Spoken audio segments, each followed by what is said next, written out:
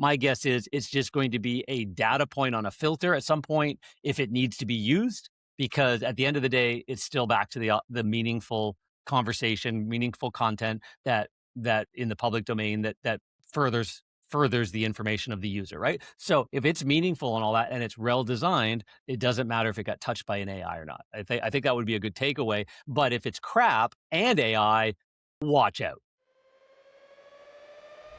This is AI Marketing Experts, where bold marketers and next-gen AI collide.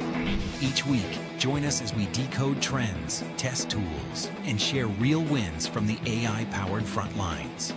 No fluff, no hype, just straight talk and smarter marketing. Tap subscribe and let's geek out on AI. Did Claude just ruin SEO and everything that it stands for because of the watermark? My gosh, it's everywhere now. The watermark. They're actually tagging and putting in hidden little tidbits into the content you're creating with AI. And it's not just Claude, it's running rampant. So what do we do? So today on the AI Marketing Experts Show, we're going to take a deep dive into what this means, what we think it might do, what we guess it might do, and unpack what you can do to perhaps, protect the content you're creating, whether it's your own content that you brought into an AI tool like Claude or OpenAI or whatever it is, or if it's something that it created entirely for you. We're going to find out what's going on, what we can do about it, and hopefully figure out what's next. So again, we are the AI Marketing Experts. We're down one today because our good friend Laura is in Amarillo. Is that right? Okay, I've been to Amarillo. It's a fun town.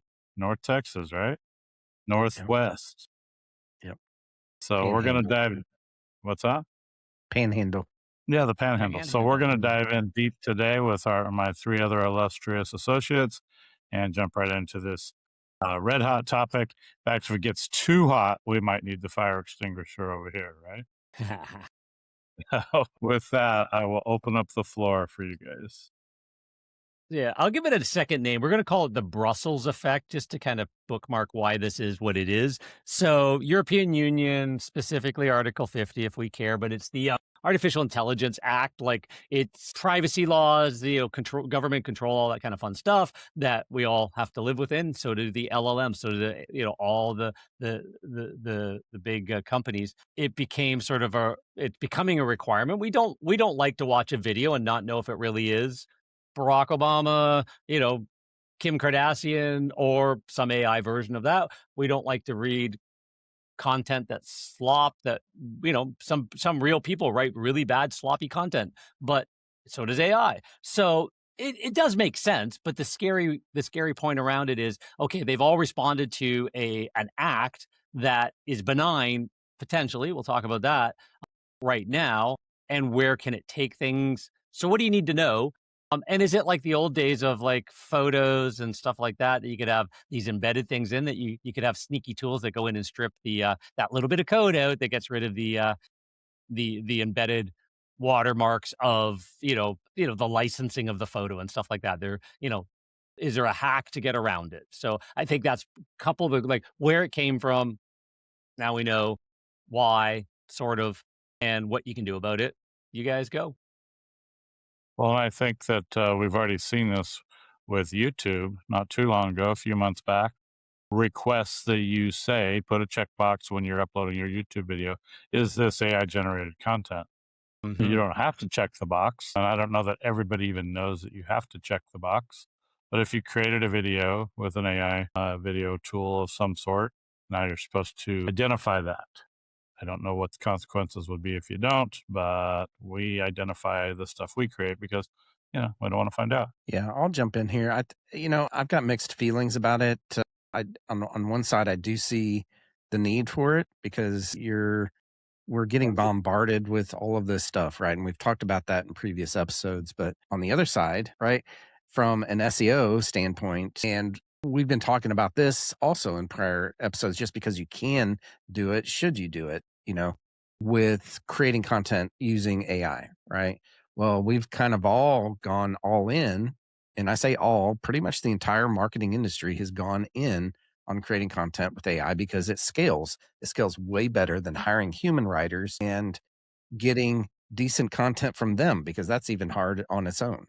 But the problem that lies with this whole issue here with the watermark is that it's not just an easy quick little thing to take out, to remove. They built it in such a way that as it's writing content, there's a word here, there's a word over there, there's a word over here, and kind of all mixed in there that humans can't really see, but machines can. And the problem that lies in that is Google itself, right? Google right now is saying that AI content is okay, right? By the way, I've never trusted anything that Google will tell you just straight out because they That's can true. change their minds and they will change their minds, right? And the problem is that it makes it so easy now. It's made it so easy that you can easily tell, it can easily tell, Google can, what's human and what's not human written. And it could easily build a filter that says, okay, this isn't going to work. So goodbye. And the problem with that is that, again, the entire industry, including us, are using AI to create content right now. And by the way, this isn't just restricted, by the way, to Claude. Claude is not the only one that's having to comply with the European Union on this.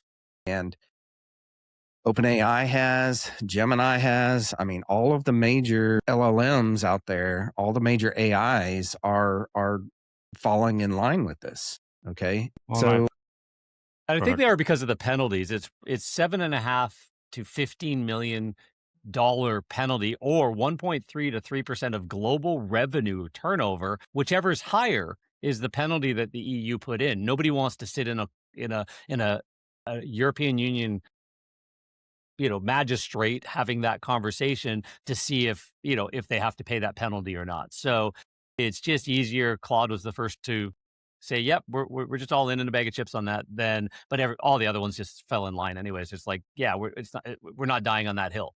Next, so it's left to us. John, can you clarify the penalty for what exactly? Like, Yeah. So it's in the act. So I love reading acts. But it's just the financial penalty for breaking the compliance as the tech giant. So not to the user level. So that 7.5 million euros actually to 50 million euros, 1.5 to 3% of companies' global turnover is if the companies don't put this in, that's what they risk. Like they haven't come out with an individual user or anything because it's not a user. It's just, hey, just let us all know that it was AI. Carry on with your life, right? And that's where they left it. So we always got to wonder, did you put this in place benignly, as Chris said, with the ability that a future administration, a future decision, a future whatever now has a marker that can be used in a different way? We never know. But does that mean that we go back to human writing all of our content? Does every carpet cleaner and roofer and whatever all need to go, oh crap, I put out one blog post a year because dang, that's really hard, right? And good SEO is a $3,000, $5,000 a month proposition anyways, with backlinks and content and all that kind of stuff. And that is including AI to write some good briefs and to make some good decisions and constantly monitor and stuff like that with a human in the loop to edit. But, again, really good content. Do we try and go back to real people just because of a watermark? Like that's not going to happen. Right. So, right. so it's Right really now, the Google, disclosure. yeah, it's a disclosure moment right now. And then where does that take us? Yeah. yeah, It's interesting too. Like, part of my background is I was in the affiliate marketing industry, not as a marketer, but from the the uh, the product side. And we always had to train people the reg, once the regulations started really getting heated up that you must disclose that this is an affiliate link. This is very similar to that. And we would have some affiliates that worked with us that they made that disclosure, right up in front. It followed every single rule. And then there were others that did not follow those rules as closely. It's interesting even today. This is like, I don't know, 15 years ago. I mean, maybe 20 years ago when, that disclosure for affiliate marketing started getting, really important. And still today, I see a ton of affiliate marketers who are not following those rules. They haven't been, you know, they haven't been fined for it, or they wouldn't be doing it anymore because the fines are outrageously high. Um, that's not to say that, that those who are using AI in their content shouldn't disclose because you might not get fined. Like, I'm not saying that at all. I'm just, comparing the situations. This is, Yeah. you And I know, think where it goes back to is Google says that they want original, helpful, and high quality content. They don't care about the origin. That is their current stance. If it's meaningfully adding to the public domain of information, does it matter that you had somebody write it better than you? Because, English was definitely a solid D student all the way up to the end of high school. Not saying anybody on this call, but there might be. Probably shouldn't be writing the blog post anyways, whatever, right? So, but you can take that concept, those thoughts, and have that conversation, have that really good, and still create helpful, original, meaningful, high quality content. And Google's okay with that right now if it's meaningfully adding to the the public domain. So that really goes back to, we've talked about that in other shows. Don't create slop anyways right. before this. Yeah. So Yeah. have your processes in place. If you're doing it, or the agencies you're working with, make sure they're not just go read the blog posts. Do they suck, or are they actually meaningfully adding real value around the topic to your audience? Yeah. And also, I don't know if this is accurate or not. So please don't quote me, or maybe you guys know the truth to this. But what I'm seeing or reading is that having the watermark, it's not saying that Claude or ChatGPT, whoever or whatever wrote the content. It's that No. it touched the content. Yeah. It touched it. Yeah. And so, like, Yeah. I don't Yeah. Take know. a What do you guys transcript, have? remove my ums and ahs, and turn that into content. It's still a transcript. Now it's touched, right? Yeah. Right. Right. Yeah. Well, and even recently, I know Gemini, when you would create an image with Nano Banana or Notebook LM, it would have like this little watermark in the bottom right hand corner of an image. However, you could take that off very easily. You could take it into Canva or whatever, click, it's gone. But what it sounds like here is this is much more what's cryptic, where you're not going to know where or how it is, if it's even there. I'm guessing that it would be, but you're not going to really know how to remove it if you could, or if it's even worth bothering with. It sounds like at this point, don't bother. It's in there, whatever. And like you guys just shared, perhaps some sort of a AI tool touched it. It didn't write it. It didn't create it. Like you could literally upload your own Google Doc or Word doc or whatever of something that was meticulously handcrafted, written by a famous author or copywriter or whatever.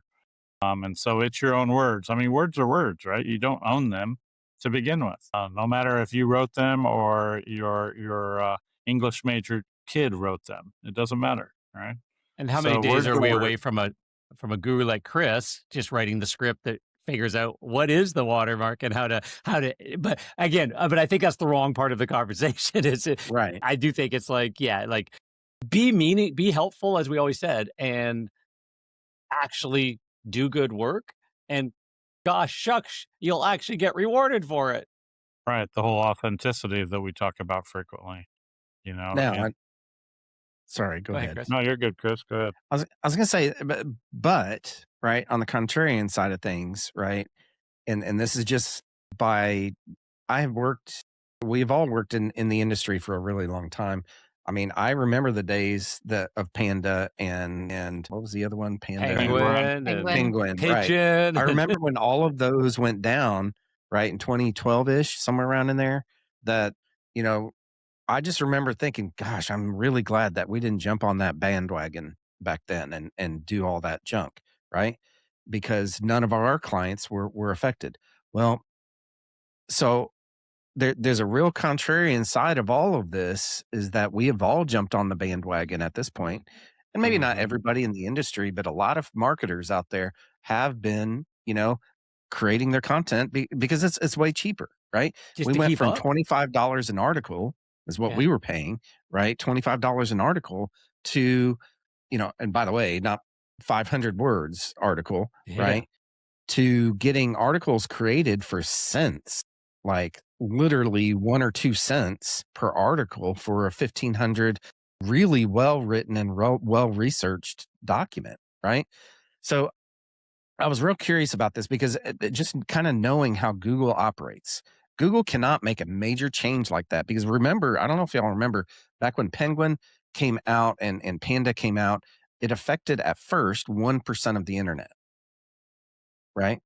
1% of the internet is what got affected there. They're de-indexed, all that kind of stuff. And that's kind of how Google, if you look back at everything that all of their major algorithm changes, it's been a very small percentage that it affects, but yet it is felt industry wide, right? So I was curious. I did a real quick look here inside of Perplexity, asked it, what percentage of the internet is estimated to be written by AI at this point, right? And it came back and it said 5 to 15%, right, is AI generated or heavily AI assisted, right? But here's the interesting thing. It also said, however, new content, I don't know how it defines new content. Oh, pages published in 2025 and onward, right? Up to 35% of the internet of new content is AI generated or AI assisted. Okay. Think of that So because, like, how long the internet has been around since Al Gore invented it, right? Or whatever you want to yeah, say. yeah, And everything up until 2025, really, kind of that stat, and wouldn't have been to some degree, like very minor, because it was just like maybe Jarvis or something like that was around as a very, very fringe thing. And already in a year and a half, that like it's as you said, Panda Penguin, 1% of the internet, and people scream from the rooftops, "My sites are yeah, gone, and my entire yeah, affiliate income, my $1 million empire," like all of that stuff or whatever. Main brands lost stuff because their marketing company or their internal marketing people were stuffing and using tactics that existed that were black hat that they shouldn't have been doing anyways. But and that was 1%. We're already in a year and a half. So the entire internet still exists. Everything that was ever published in the history of the entire internet still sits somewhere on the internet. And of that, you've got the over 5 to 15 or whatever is of everything is already AI content in a year and a half. That's When you insane. And yeah. Blows my mind. you think about this too, you literally go to Amazon and you're looking at a product, and then it says, "Oh, here's a summary that was AI created of what other people think." You go over to AI or you go to google.com, and again, right there, this is an AI overview. You go to DuckDuckGo, you go wherever, and it's so baked in everywhere you turn now. Every sort of software, every sort of major website has it baked in. So it's not going to go away, and you can't penalize everybody. I think more than anything, because of the rules and regulations, whether that's EU or whatever it is, I think at this point I wouldn't get too wrapped up in it. It's certainly a concern because I know John mentioned they might say this today and something else tomorrow. But at the end of the day, I think you just got to roll. Yeah. My take on it would just be this, that I think they're going to do like, is the content crap? Right? There's a filter.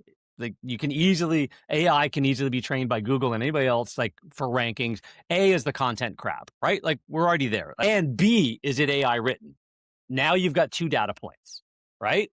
Out, don't even index, right? So Mhm. is it AI written and great? Yep, we're fine, right? It probably by all my guess, I'll put that out to prognosticate. My guess is it's just going to be a data point on a filter at some point if it needs to be used, because at the end of the day, it's still back to the meaningful conversation, meaningful content that in the public domain that furthers the information of the user, right? So if it's meaningful and all that, and it's well designed, it doesn't matter if it got touched by an AI or not. I think that would be a good takeaway. But if it's crap and AI, watch out. So those people that I've had many a strategy session and meeting with business owners and stuff like that. Oh no, I don't need SEO anymore at all. I pump out 15 articles a morning before I even go to my first carpet cleaning job, right? And it's like, oh, really? Wow. So, and then I start asking them about, semantic indexing and putting in your voice in a master prompt and stuff like this, and creating a writing brief and schemas and just all of the other stuff. And they're literally, their eyes glazed. I don't know what you just said. Okay. Well, we'll watch your site for a while. When you're ready, call us back. That might not be your best strategy to, as you're eating your Fruit Loops, do your content for the day. One thing that this makes me think about is the marketers that are listening to this podcast, the marketers that sell their services. If you are claiming that you are producing undetectable AI content, or content that is undetectable as AI, stop that immediately. Like that was a very big claim, a while back. I don't know if it was a year ago or 6 months ago. The timeline with AI. The M- scraper. Just get rid of the M dashes and you're good. Yeah, Right. Yeah. You're good. But Yeah. there was a lot of marketers were saying, hey, our content, you can't distinguish it from real to AI because it's written so well. Well, remove that claim, that differentiator from your materials immediately. Yeah. Right. Good call. Because Yeah. wasn't there a lot of so-called tools that were AI detectors, this, that, and the other thing? And then a lot of the gurus said, it can't tell. So all these tools that you're paying money for are useless. Could be, Yeah. for sure. Yeah, for sure. And since I have a college student that I just dropped off literally yesterday, y'all students out there, this is gonna go towards that too. And I know you all use Chat, right? Or Claude, either one or the other.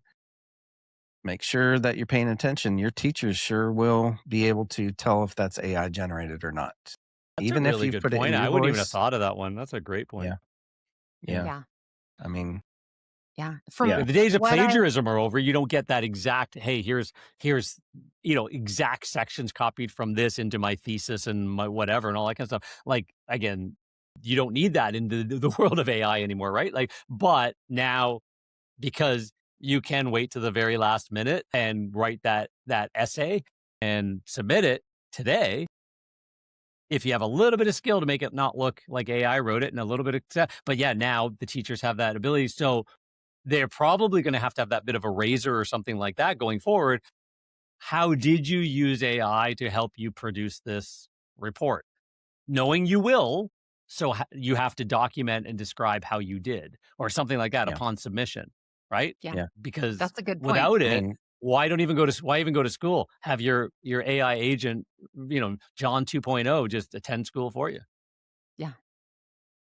And from what I understand right now, Claude does not have a detection API, whatever that is, that will be, Yeah.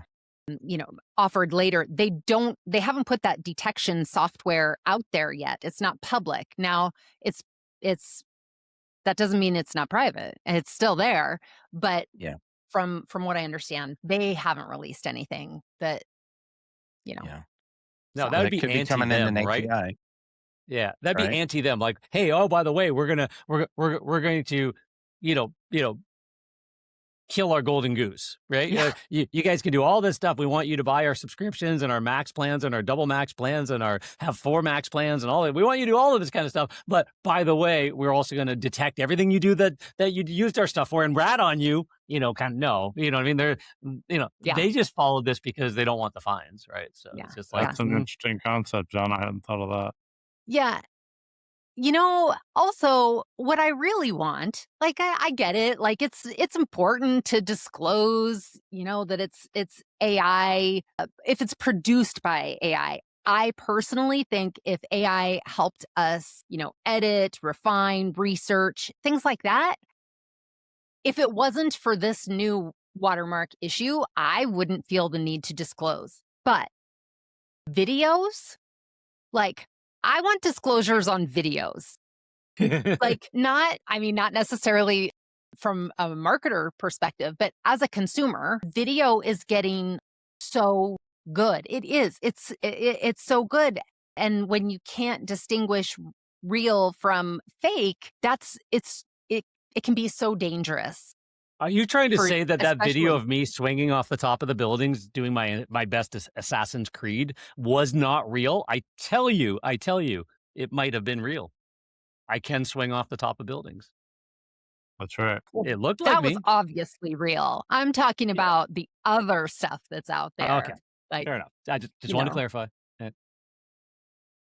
Especially for younger people and for, our senior citizens who they're not online a ton. They see video, they think it's real. And I guess, everyone, all of us have the potential of assuming or thinking that video is real when it's not. And just in the world we live in, that could be really dangerous. 100%. Yeah. I've seen it where you mentioned senior citizens, which I'm pretty close to that category myself. But like my parents, they'll be scrolling through a news app or something on their phone or even a computer, whatever. And they're like, oh, did you see this? And they're telling me about this article or this thing that they saw on the internet. And it was some sort of, because it was on the local news app, but below the regular news, it was like, oh, sponsored content. They didn't even know that it wasn't legit. They're just scrolling through going, "Oh, wow, oh my God," because all this clickbait stuff, right? Yeah. So it's already been happening in general because these, all the major news companies and apps and whatever, they put that stuff in there to make money. Yeah. I wonder. Yeah. Here's a Yeah. thought. I just sorry to interrupt. It just got to me when you say that with the seniors and stuff. Like, what's the other AI moment that's really big right now? Is the the AI generated phone calls that it Mm. sounded like your grandson or it grabbed your voice and now called somebody else as your grandson and then got grandma to give money and all that kind of stuff. Actually happened to my neighbor across the street. $12,000 she lost. So part of these regulations, the good side, let's that is if you get a phone call on your iPhone and it as the phone call's coming in or as soon as they start talking, your iPhone says this is an AI generated voice. That will be a good moment, I think, right? So as because of how fast, so we know where it is. We know we have an AI generated video. If they put the regulations in place and all of the AI LLM companies say, you know what, not a hill we're dying on. We'll definitely put the watermark. This might be a watershed moment of the first. Yeah, we're just going to roll over on all of those. Whatever happens, sorry about the luck, but yes, AI should be known regardless of whether it's good or bad. At least as it's getting better and better and it's harder and harder to detect, there has to be the clues left in the system. Yeah. Yeah. Yeah. Claude, come on, OpenAI. These are the things that we want. Get Yeah, on that for us. you want safety and protection for people, especially people that aren't techie. So I think, like John said, we're kind of at that transitional time where they've got to do different things. It's just for common sense stuff.